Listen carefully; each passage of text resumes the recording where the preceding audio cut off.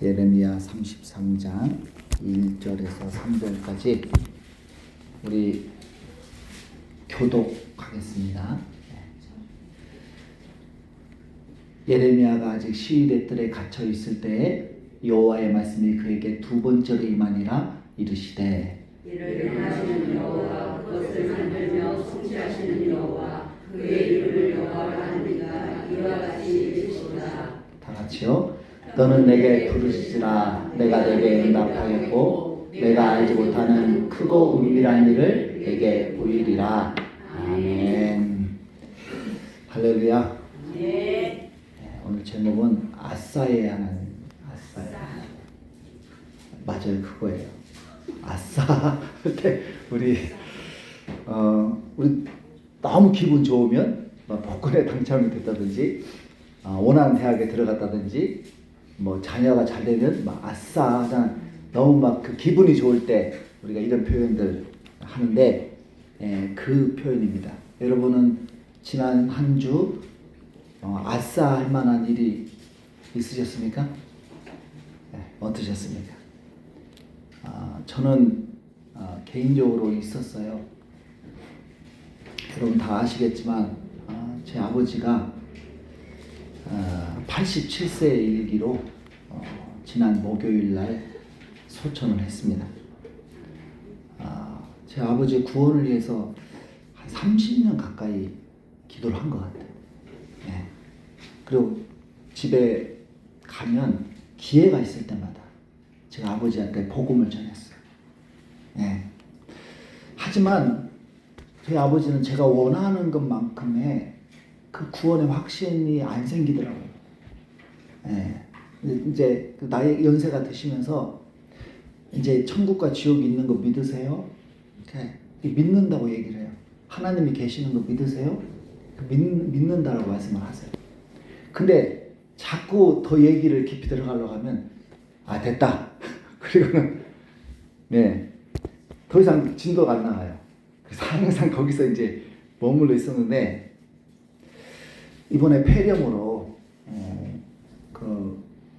저에게 몇 주 좀 어려움을 당하셨는데 그 폐렴이라는 걸 저희는 모르고 너무 막 가래가 계속 끓고 나오니까 가래만 빼주려고 노력을 했지 이게 폐렴이라는 걸 저희가 생각을 못한 거예요. 빨리 병원에 모시고 왔어야 되는데 이게 좀 불찰이죠. 그래서 나중에 이제 병원에 이제 모시고 갔는데 폐렴이라고 하시더라고요. 그래서 지금 이 가래가 문제가 아니다.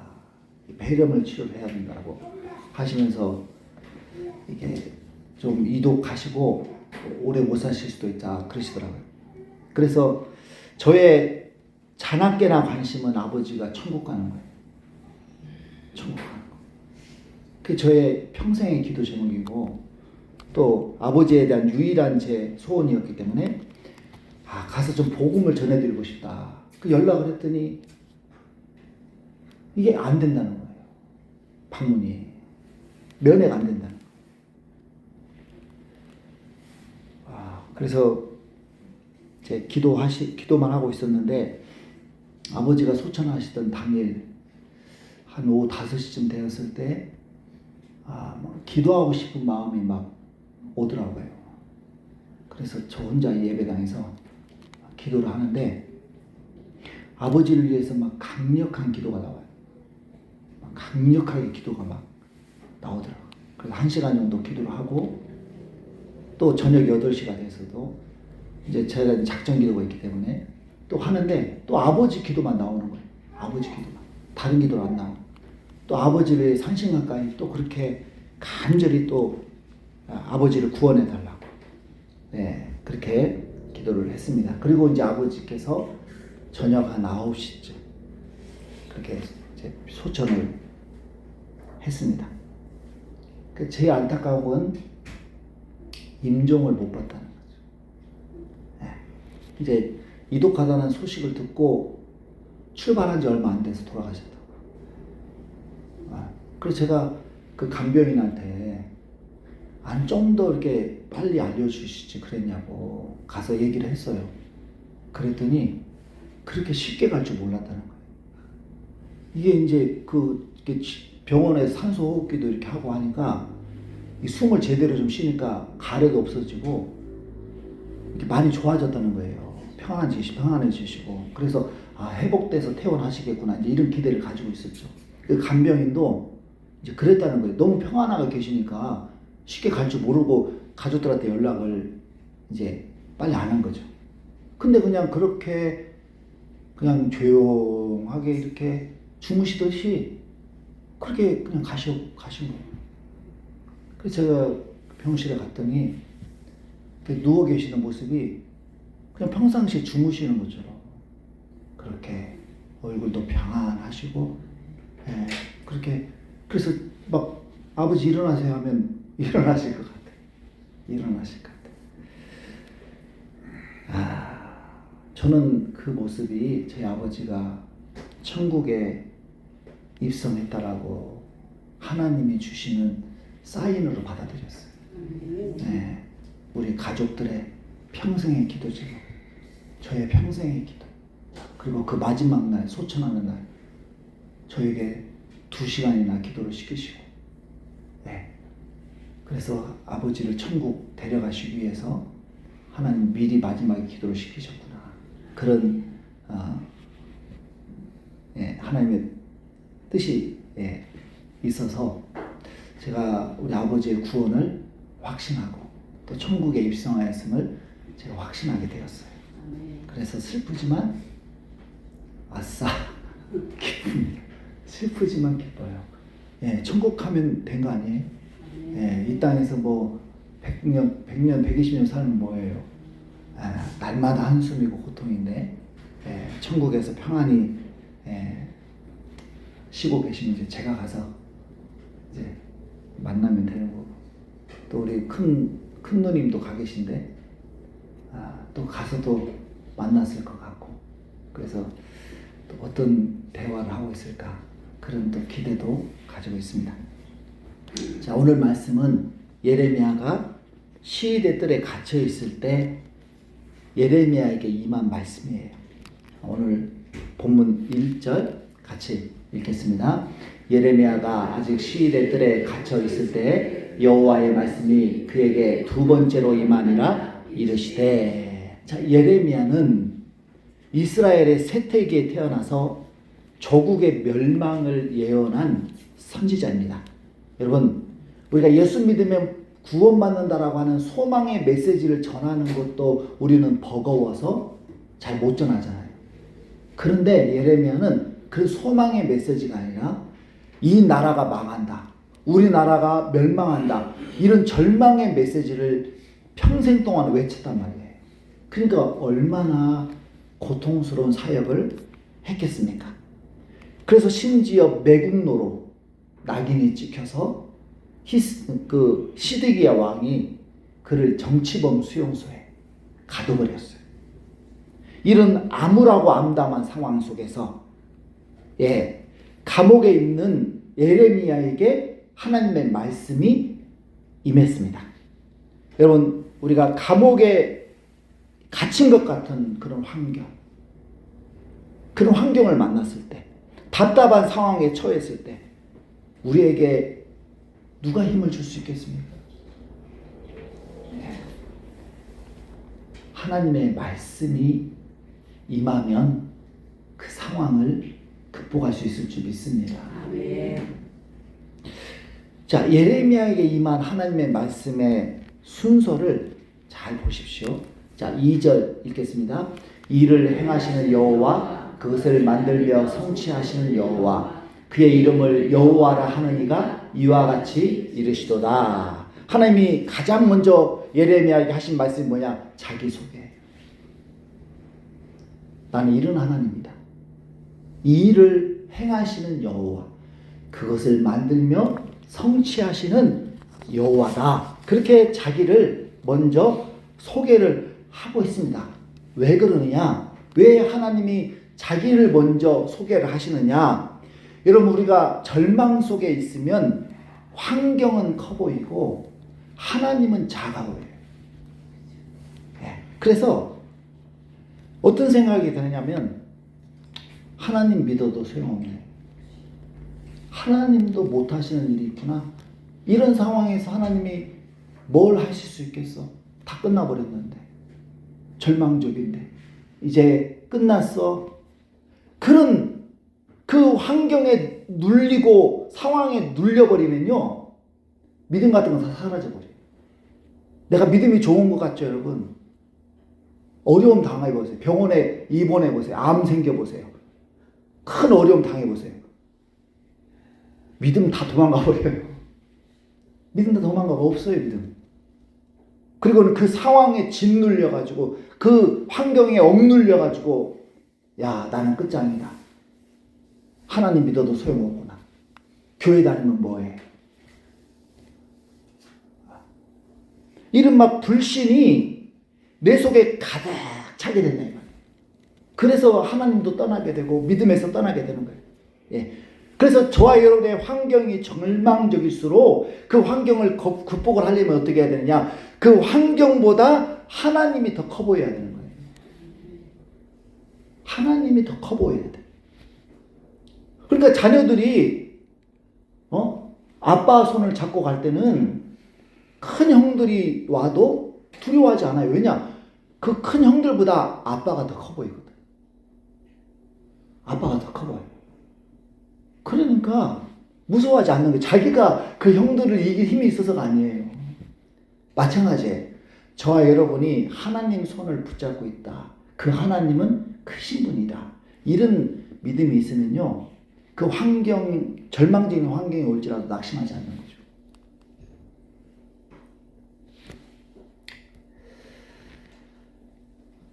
그래서 하나님은 그 감옥에 갇혀가지고 절망 가운데 있는 이제 그 민족의 운명이 풍전등화와 같이 멸망을 앞두고 있는 이때 이 고통 속에서 내가 환경보다 상황보다 크신 하나님이다라고 예레미야에게 다시금 확신을 심어주고 있는 것입니다. 자, 일을 행하시는 여호와. 여기 일을 행하다라고 하는 원어가 아싸라고 하는 한 히브리어예요. 아싸. 창조하다라고 하는 뜻이에요. 그러니까 이 아싸가 사람에게 쓰이게 되면 그냥 물건 따위를 만들다. 이 정도의 의미가 있어요. 뭘 만들다. 근데 이게 하나님과 연결이 되면 없는 것을 새롭게 창조하다. 이런 뜻이에요. 그냥 무슨 진흙으로 무슨 인형 만들고 그런 게 아니라 아예 없었는데 그걸 만들어내는 거예요. 새롭게 만들어내는 거. 이게 바로 아싸라고 하는 그 단어입니다. 이런 기억을 하셨으면 좋겠어요. 그리고 두 번째, 그것을 만들며 성취하시는 여호와 그랬어요. 그래서 이것을 종합하면 하나님은 어떤 하나님이냐? 우리 같이 읽어보겠습니다. 새 일을 창조하시고 완성하시는 하나님이시다. 새 일을 창조하시고 완성하시는, 성취하시는 하나님. 이스라엘 역사 가운데 나타나신 하나님은 항상 새 일을 행하시는 분이에요. 새 일을 행하시는 분. 이스라엘이 이집트에서 노예살이하면서 탄식할 때 하나님은 그들에게 10가지 새 일을 행하셔서 그들을 해방시키셨습니다. 이스라엘 백성들이 이집트에서 나왔을 때 앞에는 홍해가 가로막고 있고 뒤에는 애국 군대가 쳐들어올 때 정말 어디도 도망갈 수 없는 그런 사면 초가에 있었을 때 하나님이 새 일을 행하시잖아요. 바로 홍해를 갈라서 바닷속에 숨겨있는 길을 내시잖아요. 항상 새 일을 행하시는, 과거에 없었던 일, 새로운 일을 행하시는 분이라는 거죠. 네. 광야에 먹을 것이 없을 때도 하나님은 새 일을 행하셔서 땅에서 음식을 내는 과거의 일이 아니라 하늘에서 음식이 내리게 만드는 만나를 내리시는 새 일을 행하신다고 하는 거예요. 물이 없어 갈증을 느낄 때도 땅을 파라고 하지 않으시고 바위에서 생수가 쏟아지게 항상 보면 늘 우리가 전혀 상상할 수 없는, 전혀 예상할 수 없는 늘 새로운 아이디어들이 하나님께는 폭포수처럼 나오는 거예요. 날마다 새로운 일을 행하시고 우리가 예상하지 못한 일, 전혀 예측할 수 없는 그 새 일을 하나님은 행하시는 거예요. 예. 자, 이것이 오늘 저와 여러분에게 얼마나 힘이 되냐 이 말이에요. 보세요, 여러분. 환경적으로 어려워요. 상황적으로 답이 없어요. 해답이 없어요. 문제를 어떻게 해야 될지 모르겠어요. 아주 절망밖에 없어요. 자, 그럴 때 우리는 길이 안 보이지 않습니까? 근데 하나님은 그렇게 절망으로 둘러싸여 있는 전혀 길이 보이지 않는 그 상황 속에서 그걸 뚫어내시는 새 일을 행하시는 거예요. 여러분, 우리가 절망하는 이유가 길이 없어서 절망하는 거예요. 예, 해답이 없을 때 우린 절망을 하죠. 그리고 그 나의 한계를 느끼며 내뱉는 그 한숨이 뭐죠? 많이 해보셨잖아요. 마치 안 해보신 분들처럼 그렇게. 우리가 절망 속에 있을 때 탄식하며 내뱉는 말이 뭐예요? 그렇죠. 아이고. 이러잖아요. 그게 뭐냐? 방법이 없구나. 나는 끝났구나. 어쩔 수 없구나 했는데. 그래서 여러분, 절망적인 상황에서 가장 필요한 능력이 뭐냐? 창조의 능력이에요. 왜냐? 창조는 없는 걸 만들어냅니다. 없는 걸 만들어냅니다. 예. 여러분, 우리가 암에 걸릴까 두려워하지 않습니까? 그 암이 왜 무섭습니까? 약이 있으면 암도 안 무서워요. 근데 약이 없으니까, 특히 말기암에서 약이 없어요. 그래서 암이 무서운 거예요, 여러분. 근데 창조 앞에서 암은 아무것도 아닌 거예요. 예. 췌장암에 걸려도 창조는 새로운 췌장을 만들어낸다는 말이죠. 예. 영국에서 그 어떤 목사님이 췌장암 말기 판정을 받았어요. 이제 얼마 못 산다는 거예요. 그러니까 이 목사님이, 그럼 내가 하나님 부르시는 날이 얼마 안 남았으니까 내가 열심히 전도하다가 하나님께 가야 되겠다. 그래서 막 열심히 막 매일매일 막 죽으라고 전도를 한 거예요.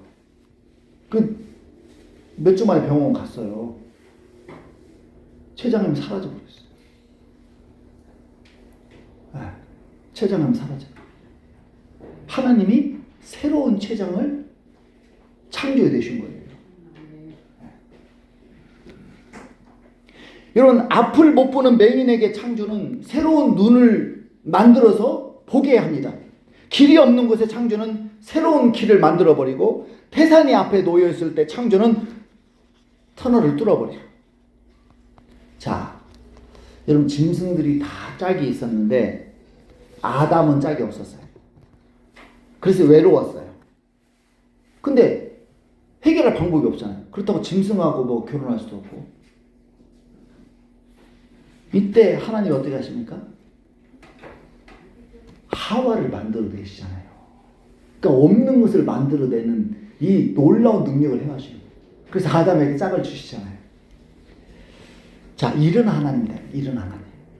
예. 자, 이런 하나님이심을 이 예레미야에게 말씀하시면서 하나님이 더 이어서 이런 말씀을 하시죠. 자, 오늘 3절 같이 읽겠습니다. 너는 내게 부르짖으라. 내가 내게 응답하겠고 내가 알지 못하는 크고 은밀한 일을 내게 보이리라. 아멘. 내가 이런 하나님이야. 나는 없는 것을 만들어내는 창조의 하나님이야. 그러니까 너 그 절망적인 상황에서 절망하지 말고 내게 부르짖어. 그럼 내가 너에게 응답해 줄게. 이렇게 말씀을 하고 있어요. 하나님은 우리가 부르짖어 기도할 때 응답하시겠다라고 말씀을 하십니다. 그 성경에 보면 하나님께서 부르짖는 자들의 기도에 응답을 빨리 해주시고 또 많이 해주심을 볼 수가 있어요. 하나님은 점잖은 기도보다 시끄러운 기도를 더 좋아하시나요? 그러니까 점잖게 조용히 기도하면 안 들어주시고 막 주야 하나님 막 하면 들어주시고 시끄럽게 기도하면 들어주시고 예. 그래서 들으신 게 아니에요. 하나님 조용한 기도도 들어주십니다. 예. 굳이 막 별일 없는데 그냥 막 큰 소리로 막 기도하는 분들 이 뭐라고 하죠?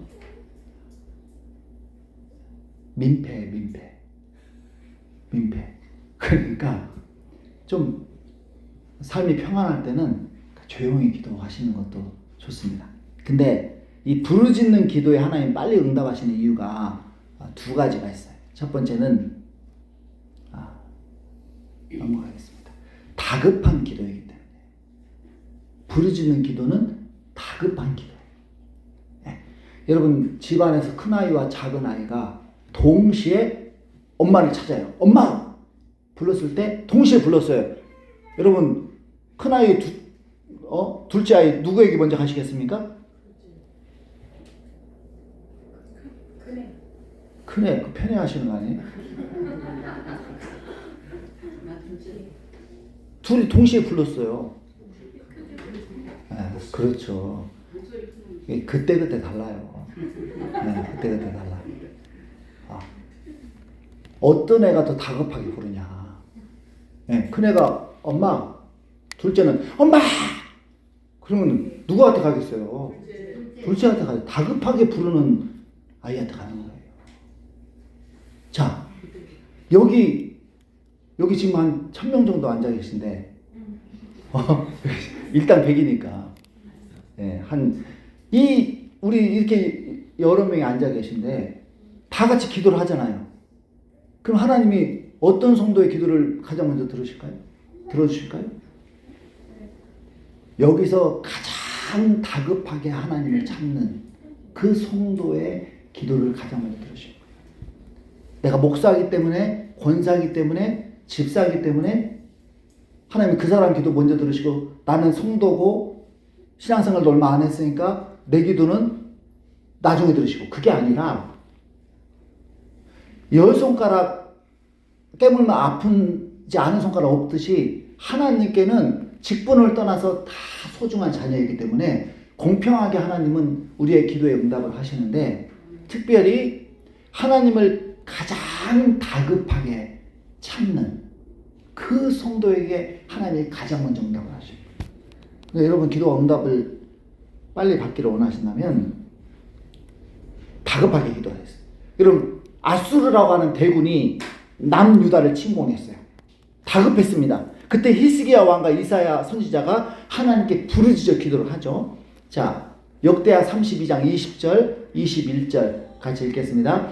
이러므로 히스기야 왕이 아모스의 아들 선지자 이사야와 더불어 하늘을 향하여 부르짖어 기도하였더니 여호와께서 한 천사를 보내어 아수르 왕의 진영에서 모든 큰 용사와 대장과 지휘관들을 멸하신지라.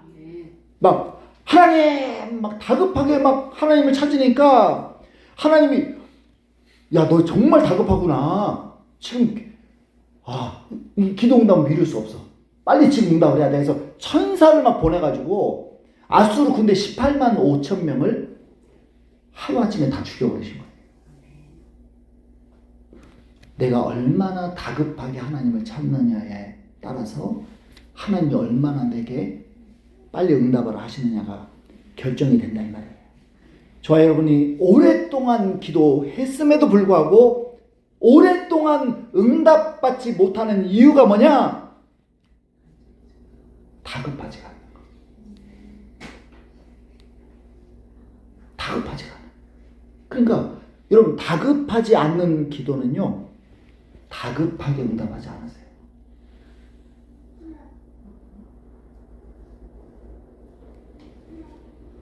그래서 여러분 자녀들 보세요.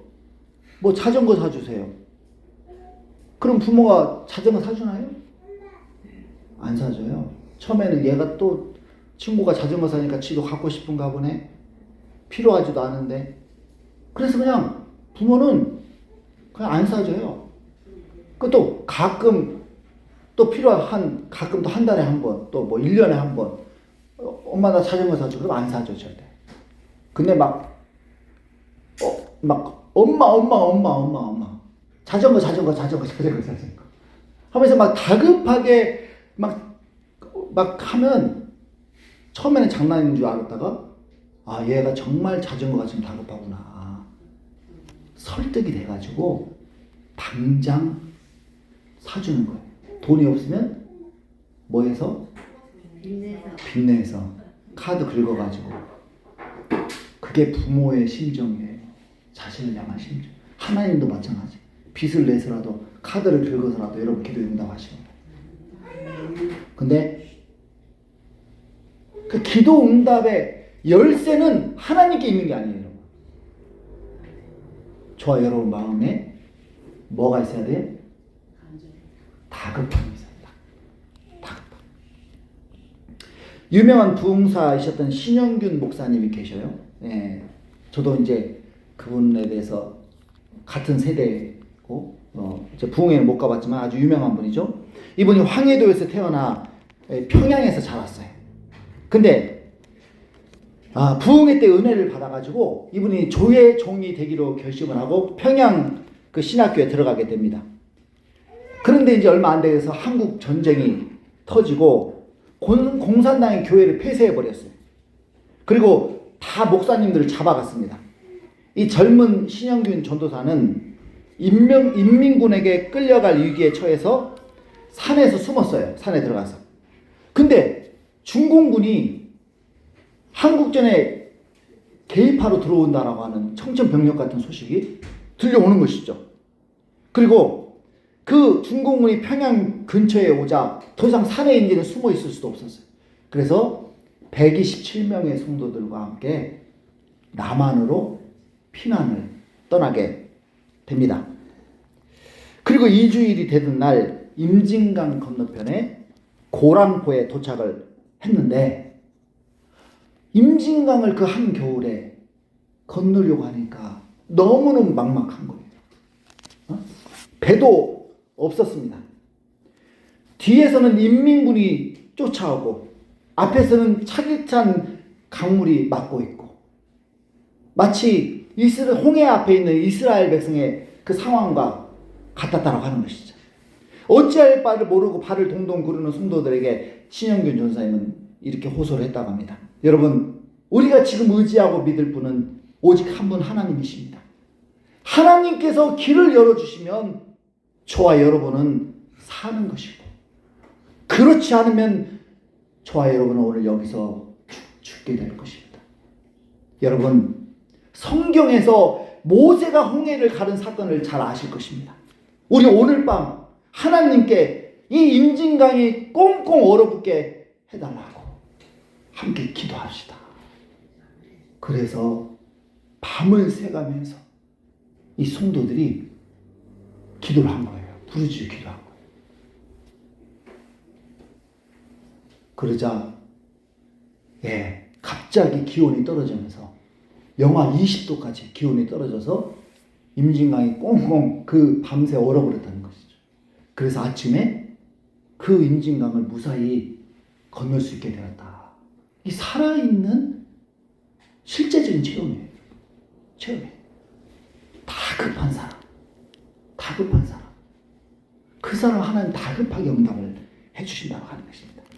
자, 두 번째 부르짖는 기도는 애절한 소원이 담긴 기도이기 때문에 하나님이 빨리 응답을 하셔요. 여러분, 우리가 부르짖는다라고 하는 것은 평상시에는 잘 안 돼요. 이게 뭐 부르짖는 게 됩니까? 잘 안 됩니다. 우리의 기도가 응답돼도 그만, 안 돼도 그만인 기도 제목은 그거 가지고 부르짖지 않습니다. 그러나 평생 한이 되는 기도 제목, 정말 이거 아니면 안 됩니다라고 하는 그 절박한 기도는 부르짖게 된다라고 하는 거예요. 그래서 소원이 마치 우리가 열매가 익으면 따듯이 이게 기도가 익으면, 기도가 이렇게 무르익으면, 소원이 무르익으면 그게 이제 부르짖는 기도로 나오는 거예요. 처음부터 부르짖는 기도가 되는 게 아니에요. 그러니까 처음부터 막 어떤 분들은 막 기도하자마자 주야 하면서 하잖아요. 그거는 마음에 간절함이 있어서 하는 게 아니라 그게 습관이 돼가지고 그냥 간절함 없이 그냥 부르짖음 기도하는 것이지, 그거 말고요. 그거 말고 내 속에 막 소원이 꽉 차가지고 그게 화산 폭발할처럼 올라오는 그런 부르짖음의 기도. 예. 그때가 바로 응답의 적기인 거예요. 적기. 여러분, 이스라엘 백성들이 이집트에서 수백 년 노예로 살며 얼마나 학대를 당했습니까? 도시 건설에 투입에 대해서 중노동을 하고 인구 말살 정책으로 아들이 태어나면 나일강에 던지고 딸은 살려주라고 하는 그런 상황 속에 살았다면, 그런데도 하나님은 그 이스라엘을 당장 구원하지 않았어요. 내버려 두셨어요. 그럼 언제 구원하셨느냐? 그들의 부르짖음이 하늘에 닿았을 때, 그때 구원하셨다고 나오고 있어요. 자, 출애굽기 3장 9절 10절 같이 읽습니다. 이제 가라, 이스라엘 자손의 부르짖음이 내게 달하고 애굽 사람이 그들을 괴롭히는 학대도 내가 보았으니 이제 내가 너를 바로에게 보내어 너에게 내 백성 이스라엘 자손을 애굽에서 인도하여 내게 하리라. 얼마나 막 크게 부르짖었던지 하나님의 보좌 앞까지 들릴 정도로 그렇게 부르짖었다는 거예요. 그래서 하나님 앞에 상달이 되니까 그때 하나님이 역사하셔요. 그러니까 저와 여러분이 여전히 부르짖으면 안 되잖아요. 그러면 아직 응답의 때가 안 되신 거예요. 그건 아직 하나님께는 어떤 사인이 되냐면, 하나님 저 아직 여유가 있어요. 지금 당장 기도 응답 안 해주셔도 돼요. 하나님이 이렇게 해석을 하시는 거예요. 근데 저와 여러분이 그 기도 제목을 가지고 막 안달하면서 하나님께 막 절박하게 간절하게 기도를 하면 하나님이 어떻게 해석을 하시느냐? 야, 이제 됐구나. 응답해 주자. 이렇게 되는 거예요. 그래서 하나님의 응답을 받고 안 받고는 오늘 나에게 달려있어요. 자, 3절 우리 다시 한번 3절 읽겠습니다. 너는 내게 부르짖으라. 내가 내게 응답하겠고 내가 알지 못하는 크고 은밀한 일을 내게 보이리라. 예. 네가 내게 부르짖어 기도하면 네가 알지 못하는 크고 은밀한 일을 내게 보이리라. 자, 왜 알지 못합니까? 왜 예레미야가 알지 못합니까? 잘 들으세요. 네가 알지 못하는 걸 응답하겠다 이 말은 역사상 단 한 번도 없었던 일이기 때문이에요. 과거에 일어났던 일이라면 예레미야가 알 수 있어요. 아, 또 저런 일이 일어나겠구나. 그렇게 되는데 하나님이 행하시는 새 일은 역사상 단 한 번도 일어나지 않은 일을 내가 이번에 새롭게 행할 것이기 때문에 너는 몰라. 이런 뜻이에요.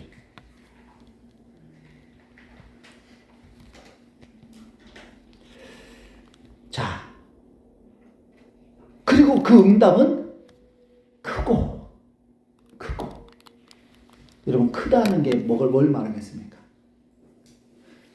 사람은 할 수 없는 일, 하나님만이 하실 수 있는 위대한 일을 내가 행하겠다.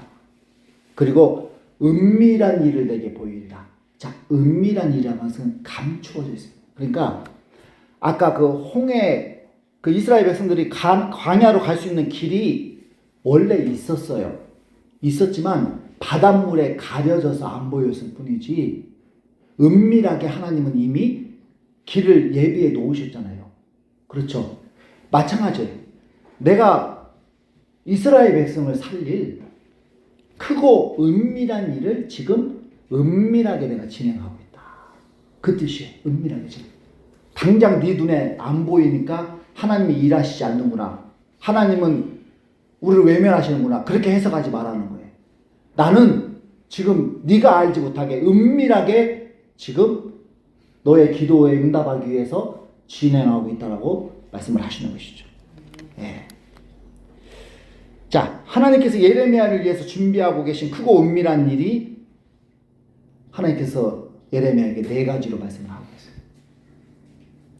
목사님 4가지 다 얘기하시면 설교 언제 끝납니까? 그런 분들을 위해서 제가 짧게 4가지를. 첫 번째가 치료예요. 치료. 자, 예레미야 33장 6절 같이 읽겠습니다. 그러나 보라, 내가 이 성읍을 치료하며 고쳐 낫게 하고 평안과 진실이 풍성함을 그들에게 나타낼 것입니다. 예루살렘이 망가져 버렸는데 하나님이 그 예루살렘을 치료하여 주시겠다. 미국 그 대형 교회를 담임하는 어떤 목사님의 간증입니다. 이 목사님의 친구가 암에 걸렸는데 진단 결과 암 말기로 판정을 받았습니다. 치료를 위해서 병원을 찾아갔지만 의사들은 다 가는 병원마다 포기했어요. 어쩔 수 없이 집에서 요양하며 쉬고 있는데 4살 된 아들이 성경책을 들고 오더랍니다. 그 아이는 글도 읽지 못하는데 성경책을 가지고 아빠에게 와서 성경책을 펴고 그 성경 구절에 손가락을 가리키면서 여기를 읽어달라고 그 4살 아이가 하더라는 거예요.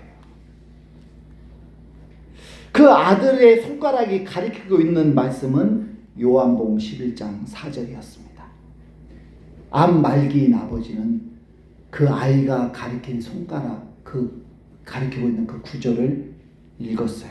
우리도 같이 한번 읽어보겠습니다. 요한복음 11장 4절 시작. 예수께서 들으시고 이르시되 이 병은 죽을 병이 아니라 하나님의 영광을 위함이요 하나님의 아들이 이로 말미암아 영광을 받게 하려 함이라 하시더라. 네 병은 죽을 병이 아니야. 걱정 마, 내가 너 고쳐줄 거야 라고 하는 응답인 거죠. 그래서 4살짜리 아이가 가리킨 그 성경 구절을 하나님의 응답으로 여기고 하나님 제 병 고쳐주세요, 제 병 고쳐주세요 부르짖어 기도를 했더니 실제로 그 암이 나왔다는 거예요. 부르짖어 기도하는 자에게 하나님은 병을 치료해 주십니다. 여러분, 육신의 질병, 정신적인 질병, 얼마나 많은 질병이 있습니까? 포기하지 마시고 그 질병 놓고 하나님께 부르짖어 기도하시기 바랍니다. 두 번째는 자유. 하나님이 크고 은밀한 게 준비하고 계시기 뭐냐? 자유를 준비하고 계시다. 자, 예레미야 33장 7절 있습니다. 내가 유다의 포로와 이스라엘의 포로를 돌아오게 하여 그들을 처음과 같이 세울 것이며, 예, 바벨론의 포로로 끌려간 그 이스라엘 백성들, 짐승처럼 인권이 유린당하고 자유가 빼앗긴 채 살아가는 그 포로들을 하나님은 돌아오게 해주겠다. 여러분, 그 당시 전쟁 포로가 다시 집으로 돌아온다는 건요, 역사상 그건 일어날 수 없는 일이에요. 그건 한 번도 안 일어난 일이에요. 그 새 일을 하나님이 행하시겠다는 거예요. 하나님이. 그래서 실제로 그 고레스 왕이 칙령을 내려가지고 이스라엘 백성들은, 포로들은 다 고향으로 돌아가라고 칙령을 내리고 한꺼번에 돌아오지 않습니까? 여러분, 저와 여러분은 죄를 짓게 되면 죄의 포로가 되는 거예요. 마귀의 포로가 되는 거예요. 한 번 죄에 묶이잖아요. 평생 그 죄에서 못 빠져나옵니다. 한 번 여러분 술, 담배에 묶이게 되면 그 사람 평생 술, 담배에 묶여가지고 그게 몸을 해롭게 하고 내 몸을 망가뜨린다는 사실을 본인이 알면서도 못 끊는 거예요. 도박 중독에 걸린 사람은 손가락을 잘라도 잘린 손으로 도박하는 거예요. 한 번 묶이면 못 끊어요, 여러분. 마약은 훨씬 심하죠. 한 번 마약에 손 대는 순간 끝나는 거예요. 우리 어린이들 게임의 포로, 유튜브의 포로 돼가지고 그냥 쉬는 시간만 되면 그냥 스마트폰 스마트폰에 경배하고 있잖아요. 경배하고 있어요.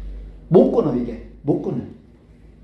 어떤 사람은 우울증의 포로가 돼가지고 그 우울증 속에서 막 살아가고, 어떤 사람은 욕심의 포로가 되고, 어떤 사람은 미움의 포로가, 누구 미워가지고 그 미움 속에서 살아가고, 어떤 사람은 게으름의 포로가 돼가지고 인생을 허비하고 자녀의 포로가 돼가지고 막 자녀 때문에 막 자기 인생 막 제대로 못 산다며. 못 벗어나요. 한번 묶이면요 못 벗어난다니까요. 그냥 평생 가는 거예요. 3살 버릇 8까지 가는 거예요. 그러다 죽는 거예요, 여러분. 그런데 부르짖어 기도할 때 하나님께서 죄악의 포로된 그 결박을 끊어버리시고 우리를 자유케 하시는 줄 믿습니다. 예. 여러분, 코카콜라 창업자가 에이사 캔들러라고 하는 사람이에요. 에이사 캔들러. 근데 이분이 알코올 중독자입니다. 알코올 중독자. 그는 항상 술에 취해 있었어요. 심지어 그는 기독교인이었습니다. 근데 그 술을 끊어야 된다는 걸 알면서도 그 주위 사람들에게 몇 번이나 금주를 선언했어요. 그리고 그가 살고 있던 조지아주가 이 금주를 선언했어요. 그러니까 이게 술을 끊어야 되는 그런 상황이었음에도 불구하고 못 끊었어요. 어느 날 술에 취해서 기가하던 날 벼락 같은 마음의 음성이 들렸습니다. 자신의 본능적 요구를 거절하는 사람이 성공한다. 마음 내면에 그런 음성이 들리더래요. 자신의 본능적 요구를 거절하는 사람이 성공한다. 그래서 캔들러는 집에 돌아와서 아내에게 이 이야기를 들려주었다고 하는 거예요. 그때 아내가 하는 말이 바로 그 시간에 내가 당신의 금주를 위해서 집에서 기도하고 있었다. 내가 당신을 위해서 계속 기도하고 있었다. 하나님이 기도에 응답해 주셨다. 둘이 부둥켜 안고 울었다는 것이죠. 그리고 그렇게 안 끊어진 그 알코올 중독이 끊어져서 금주를 하게 되었다는 것입니다. 그 후 캔들러는 코카콜라를 세계적인 기업으로 키웠어요. 그리고 당시 에모리 대학, 아주 유명한 명문대학 아닙니까? 이 에모리 대학의 그 당시 총장이 그 동생이었어요. 워런 캔들러라고 하는 친동생이에요. 그래서 그 친동생이 그 세운 그 대학에 그 기부를 시작을 해요. 그래서 세계적인 그런 학교로 키울 수 있는 발판을 마련을 해줍니다. 여러분, 나의 부르짖는 기도가 오늘 죄에 묶여있는 나의 자녀들, 나의 가족들, 나의 이웃들 그 결박을 끊어내게 할 줄 믿습니다. 세 번째 제사함에 캔들러 얼굴입니다. 캔들러. 세 번째 제사.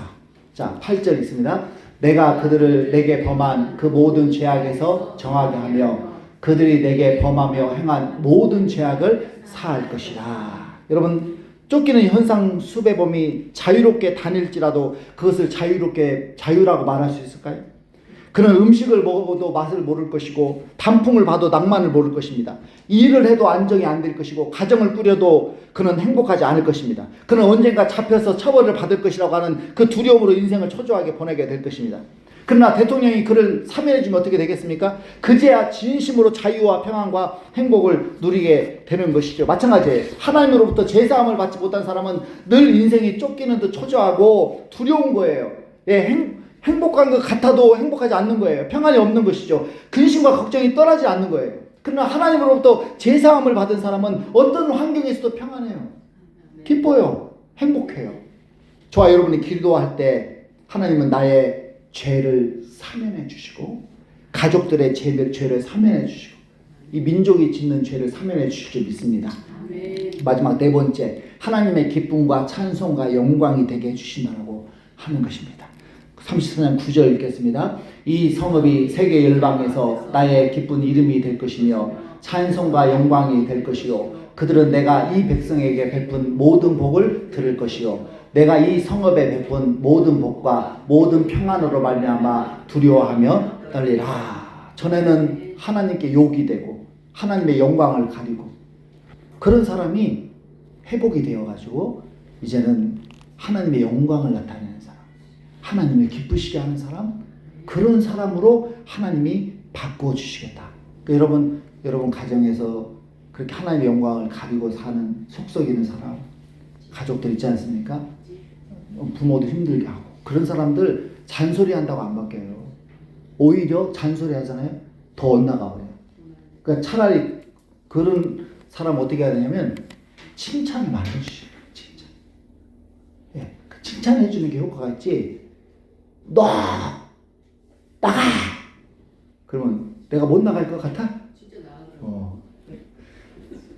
지금 오늘 오셨잖아 나갔다가. 네. 자, 그러니까 여러분 그러지 말고 하나님 앞에 부르짖어 기도를 하면 하나님이 그 내 자녀를 하나님의 기쁨이 되게 해주시고 하나님의 찬송과 영광이 되게 해주겠다 약속하시잖아요. 네. 부르짖어 기도하지 않는 사람은 아이고가 입에서 떠나질 않아요. 부르짖어 기도하는 사람은 처음에는 아이고로 시작을 했지만 나중엔 아싸가 되는 것입니다. 예.